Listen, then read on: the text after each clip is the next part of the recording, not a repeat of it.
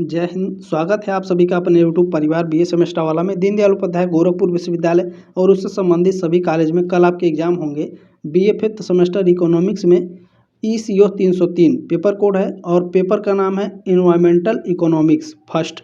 ठीक है, ध्यान से देख लेंगे ये पेपर। और ये जो क्वेश्चन पेपर है 2023-24 सत्र का है। ठीक है, ये क्वेश्चन पेपर ठीक से आपको दिखेगा नहीं तो आप लोग अपने मोबाइल का ब्राइटनेस बढ़ा लेंगे या लैपटॉप पीसी में देख रहे हैं तो उसका ब्राइटनेस बढ़ा लेंगे। वीडियो क्वालिटी अच्छी मैंने अपलोड की है तो वीडियो का क्वालिटी 1080 पिक्सल में कर लीजिएगा। ठीक है ना। चले क्लास को स्टार्ट करते हैं। इसमें थोड़ा मैं बड़ा करके पढ़ाऊँगा। ठीक है ना। चले, इसमें पहला क्वेश्चन पूछा गया है, पदार्थ संतुलन मॉडल दिया गया। पदार्थ संतुलन मॉडल किसके द्वारा दिया गया था? यहाँ पर इंग्लिश में भी देख लेंगे। ठीक है, मटेरियल बैलेंस मॉडल किसके द्वारा दिया गया था? जो पदार्थ, इसे छोटा ही कर लेते हैं। ठीक है ना। पदार्थ संतुलन मॉडल किसके द्वारा दिया गया था? तो यह आयरिस और नीस के द्वारा दिया गया था। ठीक है ना, आयरिस और नीस के द्वारा पदार्थ संतुलन मॉडल दिया गया था।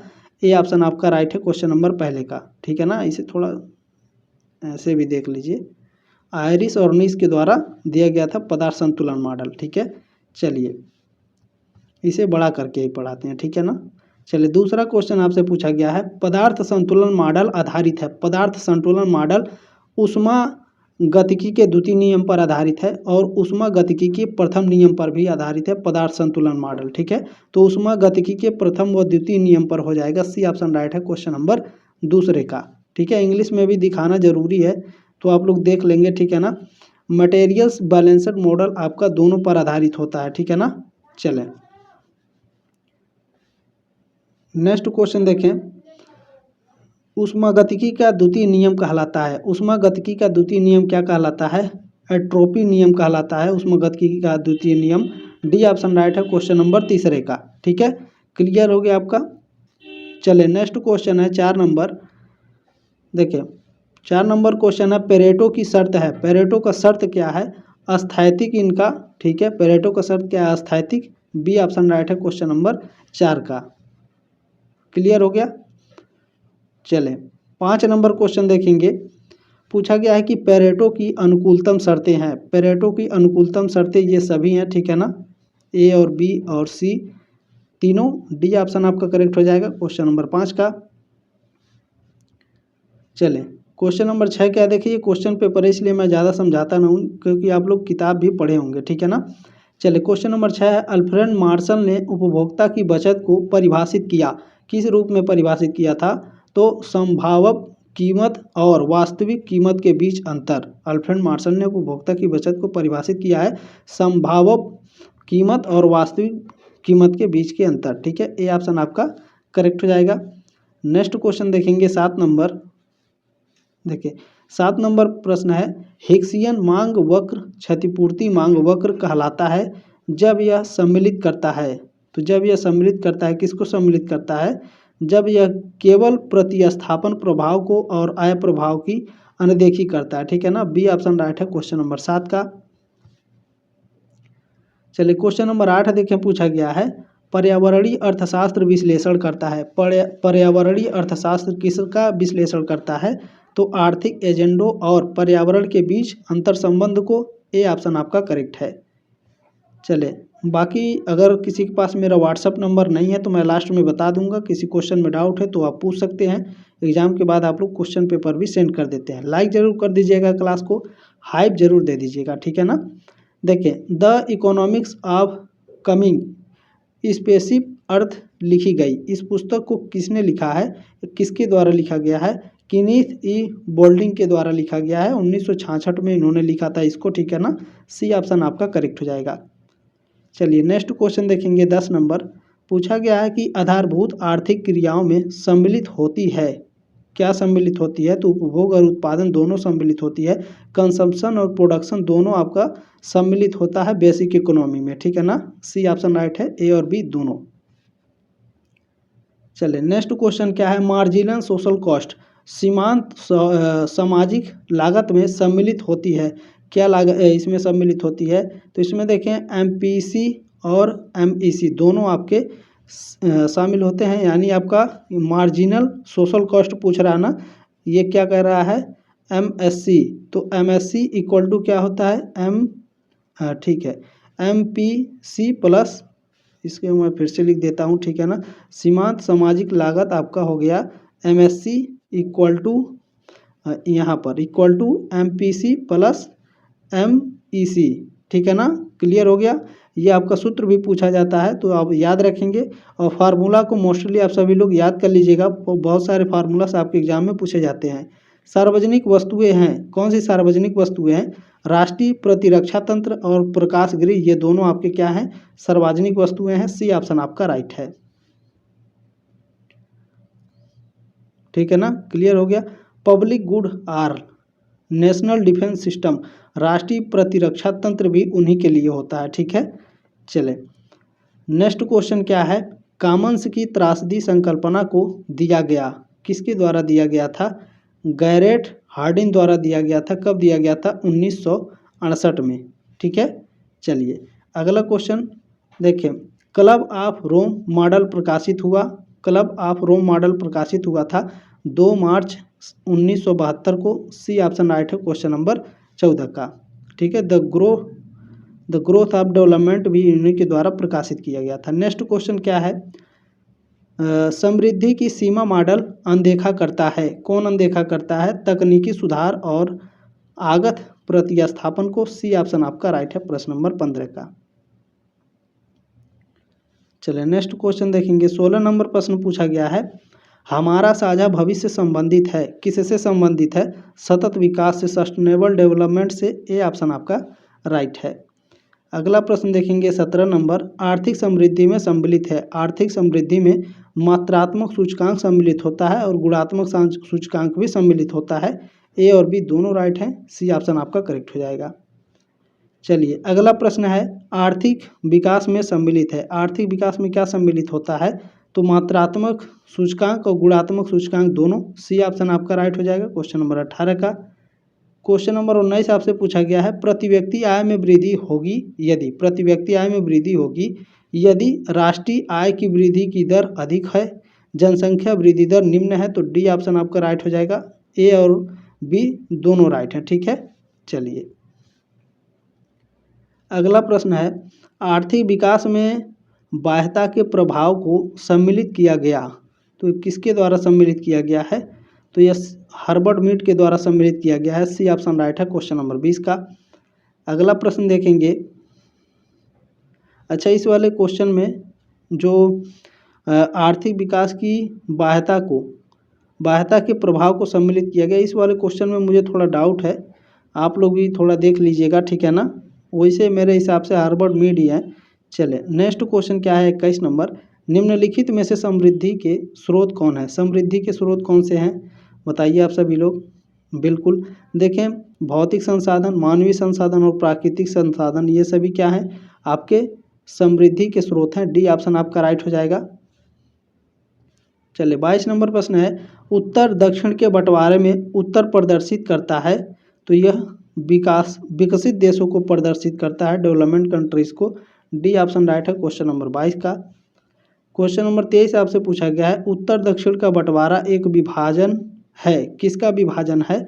तो विकसित और विकासशील देशों के बीच का विभाजन है। सी ऑप्शन आपका राइट है। अगला क्वेश्चन देखें, 24 नंबर पूछा गया है, अबंध नीति का अर्थ है। अबंध नीति का अर्थ क्या होता है बताइए। अबंध नीति का अर्थ होता है स्वतंत्र व्यापार, ठीक है ना, फ्री ट्रेड। लेजेस फेयर का मतलब क्या होता है? फ्री ट्रेड, ठीक है। ये ऑप्शन आपका राइट हो जाएगा। अगला क्वेश्चन देखिएगा 25 नंबर है, नैतिक या मूल्यांकन निर्णय सम्मिलित होता है, तो यह आदर्शात्मक अर्थशास्त्र में सम्मिलित होता है। ये ऑप्शन आपका राइट है। चलिए नेक्स्ट क्वेश्चन है 26 नंबर, पूछा जा रहा है आपसे कि स्थिरावस्था की संकल्पना की विवेचना की गई, किसके द्वारा की गई? तो यह क्लासिकल अर्थशास्त्रियों के द्वारा की गई थी, ठीक है ना। चले बी ऑप्शन आपका राइट है क्वेश्चन नंबर 26 का। नेक्स्ट क्वेश्चन है 27 नंबर, तकनीकों का चुनाव पुस्तक लिखी गई, किसके द्वारा लिखी गई है बताइए? तकनीकों का चुनाव पुस्तक, तो यह लिखी गई है के सेन के द्वारा। कब लिखी गई थी? तो यह लिखी गई थी 1960 में, ठीक है। चलिए नेक्स्ट क्वेश्चन पूछा गया है, नवीन कल्याणकारवादी अर्थशास्त्र संबंधित है। नवीन कल्याणवादी अर्थशास्त्र किससे संबंधित है? तो यह हिग्स काल्डार और सीटोवास्की, ये तीनों से संबंधित है नवीन कल्याणवादी, ठीक है ना। डी ऑप्शन आपका करेक्ट हो जाएगा। अगला प्रश्न देखेंगे 29 नंबर है, प्रति व्यक्ति आय बराबर है, प्रति व्यक्ति आय राष्ट्रीय आय बटा जनसंख्या के बराबर होता है नेशनल इनकम अपॉन पॉपुलेशन के, ठीक है ना। ये ऑप्शन आपका राइट है क्वेश्चन नंबर 29 का। अगला क्वेश्चन देखिएगा 30 नंबर प्रश्न पूछा गया है, ARMR और लोच ई के बीच संबंध है, इनके बीच कौन सा संबंध है, तो MR = AR कोष्टक में E-1/E कोष्टक बंद, ठीक है ना। ए ऑप्शन राइट है क्वेश्चन नंबर 30 का। चलिए क्वेश्चन नंबर 31 देखें, पूछा गया है, बाजार की असफलता किसकी उपस्थिति के कारण होता है, बाजार की असफलता यह बाह्यता के कारण होता है और असीमित सूचना के कारण भी होता है। डी ऑप्शन राइट है क्वेश्चन नंबर 31 का। अगला क्वेश्चन देखेंगे 32 नंबर पूछा गया है, हरित वस्तु का एक उदाहरण है, हरित वस्तु का उदाहरण क्या है, वायु शक्ति और सौर ऊर्जा, ठीक है ना। यहाँ पर ग्रीन गुड के बारे में पूछ रहा है ना, हरित वस्तु, गुण माने समान हो गया क्या, बिल्कुल। तो हरित वस्तु का उदाहरण क्या है, वायु शक्ति और सौर ऊर्जा, बी ऑप्शन आपका राइट हो जाएगा। चलिए नेक्स्ट क्वेश्चन है, ये थोड़ा सा दिख नहीं रहा है, इसे थोड़ा बड़ा कर लेते हैं, ठीक है। चलिए देखिए क्वेश्चन क्या कह रहा है, अनुषंगिक मूल्यांकन विधि का प्रयोग निम्न स्थिति में किया जाता है, किस स्थिति में किया जाता है, तो यह किया जाता है तापीय प्रदूषण में, वायु प्रदूषण में और शोरगुल प्रदूषण में भी, ठीक है। इंग्लिश में भी आप लोग देख लीजिएगा, अनुषंगिक मूल्यांकन विधि, ठीक है ना, ये तीनों में प्रयोग किया जाता है। डी ऑप्शन राइट है क्वेश्चन नंबर 33 का। अगला क्वेश्चन देखें, एनपी का सही सूत्र पूछ रहा है, एनपीवी का सही सूत्र क्या है, ये तीनों नहीं है सही सूत्र, एनवीपी का सूत्र आप लोग अच्छे से देख लीजिएगा, ठीक है, इनमें से कोई नहीं है, डी ऑप्शन आपका राइट हो जाएगा। चलिए क्वेश्चन नंबर 35 आपसे पूछा गया है कि सीमांत सामाजिक लागत और सीमांत निजी लागत का अंतर कहलाता है, तो इसका अंतर सीमांत बाह्य लागत कहलाता है, ठीक है, marginal external cost, C option right है क्वेश्चन नंबर 35 का। अगला क्वेश्चन देखेंगे 36 नंबर पूछा गया है, पोषणीयता के अवयव में सम्मिलित है, पोषणीयता के अवयव में सामाजिक निकाय सम्मिलित होता है, पर्यावरण परिस्थिति निकाय भी सम्मिलित होता है, आर्थिक निकाय भी आपका सम्मिलित होता है, ठीक है ना। डी ऑप्शन आपका करेक्ट हो जाएगा क्वेश्चन नंबर 36 का। अगला क्वेश्चन देख लीजिएगा 37 नंबर, देखें क्या पूछा गया है, सतत औद्योगिकरण की तरफ पहले कदम हैं, कौन से पहले कदम हैं इनमें से, तो पर्यावरणीय प्रबंधन पहला कदम है इसमें, एनवायरमेंटल मैनेजमेंट, ठीक है, सी ऑप्शन आपका राइट हो जाएगा। अगला क्वेश्चन देखिएगा 38 नंबर, किसी आर्थिक निकाय के आधारभूत लक्ष्य हैं, किसी आर्थिक निकाय के आधारभूत लक्ष्य क्या होते हैं, ये सभी समता में सुधार, गरीबी में कमी, वस्तुओं तथा सेवाओं के उत्पादन में वृद्धि, ठीक है, डी ऑप्शन आपका राइट है। चलिए नेक्स्ट क्वेश्चन पूछा गया है, सतत विकास के सामाजिक आयाम, ठीक है, जुड़वा सिद्धांत पर बने हैं जो हैं, ठीक है ना, जुड़वा सिद्धांत ट्विन प्रिंसिपल्स पर बने हैं, तो वो कौन से हैं, तो न्याय और समता जो है ट्विन प्रिंसिपल पर बना है, ठीक है। जो सतत विकास के सामाजिक आयाम है जुड़वा सिद्धांत, ये न्याय और समता पे बने हैं, जस्टिस और इक्वालिटी पर, ठीक है ना, सी ऑप्शन आपका राइट है क्वेश्चन नंबर 39 का। मेरे पंचुएक्शन उतने क्लियर नहीं हो पाते हैं। नेक्स्ट क्वेश्चन क्या है देखें, द साइलेंट स्प्रिंग लिखी गई, द साइलेंट स्प्रिंग पुस्तक किसके द्वारा लिखी गई है, रेचल कार्सन के द्वारा लिखी गई है, कब, 1962 में, ठीक है ना। चलिए अगला क्वेश्चन फार्मूला के बारे में है, इसे बड़ा कर लेते हैं, ठीक है। देखिए निर्बल पोषणीयता सूचकांक का सूत्र है, तो Z = S/Y माइनस, ये क्या लिखा हुआ है, इधर देख लेते हैं, ठीक है, इसमें सही से दिख रहा है, formula of weak sustainability index, option number C वाला है, ध्यान से आप लोग देख लेंगे इसे, ठीक है ना। Z = S/Y minus DM KM/Y minus DN KN/Y, ठीक है ना, सी वाला है, अच्छे से आप लोग किताब में वैसे भी पढ़ लीजिएगा एक बार, ठीक है। चलिए नेक्स्ट क्वेश्चन है, सबल पोषणी सूचकांक मानता है, सबल पोषणी सूचकांक क्या मानता है, प्राकृतिक पूंजी स्टॉक की स्थिरता को मानता है, ये ऑप्शन आपका राइट है, ठीक है। आगे बढ़े, चलिए नेक्स्ट क्वेश्चन है देखिए, कुल अपशिष्ट निस्तारण लागत बराबर होती है total waste disposal cost equal किसके बराबर होता है, तो कुल प्रदूषण नियंत्रण लागत प्लस कुल प्रदूषण क्षति लागत के बराबर होता है। ये ऑप्शन आपका राइट है, ठीक है ना। Total population control cost plus total population damage cost, ठीक है, ये ऑप्शन आपका राइट है। चलिए नेक्स्ट क्वेश्चन है, क्वेश्चन नंबर 44 आपसे पूछा गया है, पर्यावरणीय मूल्यांकन की स्थिति में कुल मूल्य बराबर होता है किसके बराबर होता है, तो उद्यमिता मूल्य प्लस अनुपयोगिता मूल्य के बराबर होता है। Use value plus non use value, ठीक है ना। Environmental value total value equal किसके बराबर होता है, इन्वायरमेंटल वैल्यूएशन, तो यह use value plus non use value के बराबर होता है। ये ऑप्शन आपका राइट है। चलिए इसमें से कई सारे क्वेश्चन देखिएगा आपके एग्जाम में 100% आएंगे। अगला क्वेश्चन क्या है, क्वेश्चन नंबर 45 पे 45 नंबर देखिए पूछा गया है आपसे कि पर्यावरणीय मूल्यांकन की स्थिति में गैर उपयोगिता मूल्य बराबर होता है किसके बराबर होता है, तो विकल्प मूल्य प्लस अस्तित्व मूल्य प्लस वसीयत मूल्य, सी ऑप्शन आपका राइट है, ठीक है ना। ऑप्शन वैल्यू एक्सटेंस वैल्यू और बेक्विस्ट वैल्यू, ठीक है, सी ऑप्शन आपका राइट है क्वेश्चन नंबर 45 का। अगला क्वेश्चन है देखिए, पॉल्यूशन इज प्रदूषण है, प्रदूषण क्या है, तो प्रदूषण सापेक्ष संकल्प है, ठीक है ना, रिलेटिव कॉन्सेप्ट है, बी ऑप्शन आपका राइट है क्वेश्चन नंबर 46 का। अगला क्वेश्चन देखेंगे, पूछा जा रहा है कि ठोस अपशिष्ट प्रदूषण के स्रोत हैं, ठोस अपशिष्ट प्रदूषण के स्रोत कौन है, उद्योग कृषि और खनन ये सभी हैं, डी ऑप्शन आपका राइट हो जाएगा। चलिए अगला क्वेश्चन क्या है, हिग्स तथा कैल्डार द्वारा प्रतिस्थापित क्षतिपूर्ति सिद्धांत संबंधित है किससे, आदर्शात्मक अर्थशास्त्र से संबंधित है, नॉर्मेटिव इकोनॉमिक्स से, ये ऑप्शन आपका राइट हो जाएगा। नेक्स्ट क्वेश्चन पूछा गया है, पर्यावरण के आर्थिक कार्यों में सम्मिलित होता है, क्या सम्मिलित होता है, नवीकरण और गैर नवीकरण संसाधनों के पूर्तिकर्ता के रूप में सम्मिलित होता है, अपशिष्ट समाहीकर्ता के रूप में और सौंदर्य भोग के रूप में भी, डी ऑप्शन आपका राइट है।